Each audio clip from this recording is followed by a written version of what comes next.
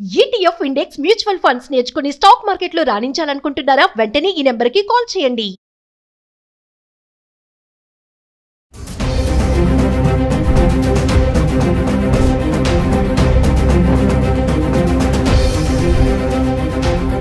Suman TV ప్రేక్షకులకు నమస్కారం. దీపావళి నాటికి బంగారం రేటు 24 క్యారెట్ బంగారం 10 గ్రాముల ధర 1,25,000 రూపాయలు దాటుతుందా అనేది ఒక పెద్ద ప్రశ్న. ఇప్పుడున్న ట్రెండ్ చూస్తే ఆల్రెడీ 1,10,000 అట్టిగా ఇప్పుడు నడుస్తున్నటువంటి పరిస్థితి. 1,25,000 అంటే పెద్దగా 15,000 రూపాయల డిఫరెన్సే కాబట్టి దీపావళి వరకు సులభంగా పెరగొచ్చేనేమో చాలా మంది అంచనాలు వేస్తున్నారు. అయితే ఇది పెరుగుతుందా తగ్గుతుందా అనేటువంటిది కొన్ని కారణాల మీద ఆధారపడి ఉంటుంది. నెంబర్ 1 మనం చూసుకున్నట్టయితే డాలర్ రేటు పెరిగితే, డాలర్ రేటు స్థిరంగా ఉంటే, బలంగా ఉంటే బంగారం తగ్గిపోయే అవకాశం ఉంటుంది రేటు. డాలరు బలహీనంగా ఉంటే బంగారం రేటు పెరిగే అవకాశం ఉంటుంది. ఎందుకంటే డాలరు బలంగా ఉన్నప్పుడు పెట్టుబడులన్నీ కూడా విదేశీ మార్కెట్ నుంచి మనకు వచ్చేటువంటి పెట్టుబడులన్నీ కూడా ఆగిపోతాయి. డాలర్ మీదనే ఎక్కువగా పెట్టుబడి పెడతారు. దానికి సంబంధించిన బట్టలనే ఎక్కువ పెట్టుబడి పెడతారు. అలా కాకుండా డాలర్ బలహీన పడితే బంగారం మీద పెట్టుబడి పెడతారు. ఆ పెట్టుబడులు అనేవి ఎప్పుడైతే పెరుగుతాయో, ఎక్కువగా బంగారాన్ని కొంటారో ఆటోమేటిక్గా బంగారం రేటు పెరిగిపోయే అవకాశం ఉంది. కాబట్టి డాలరు బలంగా ఉంటే మరి మనకు బంగారం రేటు తగ్గే అవకాశం ఉంది. డాలర్ బలహీన పడితే బంగారం రేటు పెరిగే అవకాశం ఉంది. ఇప్పుడున్న పరిస్థితుల్లో డాలర్ కొంచెం బలహీనంగా ఉంది కాబట్టి బంగారం రేట్లు పెరుగుతున్నాయి. కొంచెం డాలర్ బలపడిందంటే, స్ట్రాంగ్ అయిపోయిందంటే బంగారం రేట్లు తగ్గడానికి అవకాశాలు ఉన్నాయి, పెరిగే అవకాశాలు లేవు.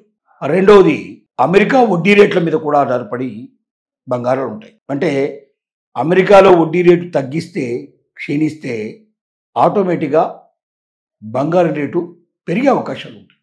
ఎందుకంటే వడ్డీ రేట్లు ఎప్పుడు తగ్గిపోతాయో అమెరికా లోపల, అక్కడ పెట్టుబడులన్నీ కూడా ఎవరైతే డాలర్ రూపంలో పెట్టుబడులు పెట్టుకుంటున్నారో వాళ్ళంతా కూడా తగ్గించేసి బంగారాన్ని కొనడం మొదలు పెడతారు. అప్పుడు బంగారం రేటు పెరిగే అవకాశం ఉంటుంది. అదే ఒకవేళ డాలర్ అంటే అమెరికాలో వడ్డీ రేట్లు పెరిగితే మరి బంగారం రేటు క్షీణించే అవకాశాలు ఉంటాయి బాగా. సో మూడో విషయం ఏంటంటే రూపాయి బలపడటం గురించి కూడా. మన రూపాయి బలహీనంగా ఉండటం వల్ల మరి మనం బంగారం రేటు పెరుగుతోంది. అదే మన రూపాయి బలం పెరిగితే, అంటే డాలర్తో పోలిస్తే మన రూపాయి బలం అయిపోయినట్టయితే మనకు విదేశాల నుంచి మనం తెచ్చుకునేటువంటి అన్ని వస్తువులు చౌకగా లభిస్తాయి. కాబట్టి బంగారం రేటు కూడా తగ్గిపోయే అవకాశాలు ఉంటాయి. తర్వాత అనేక రకాల యుద్ధ వాతావరణ పరిస్థితులు. ఇవాళ ఉక్రెయిన్ రష్యా యుద్ధం జరుగుతోంది, అలాగే గాజా మరి ఇజ్రాయిల్ యుద్ధం జరుగుతోంది.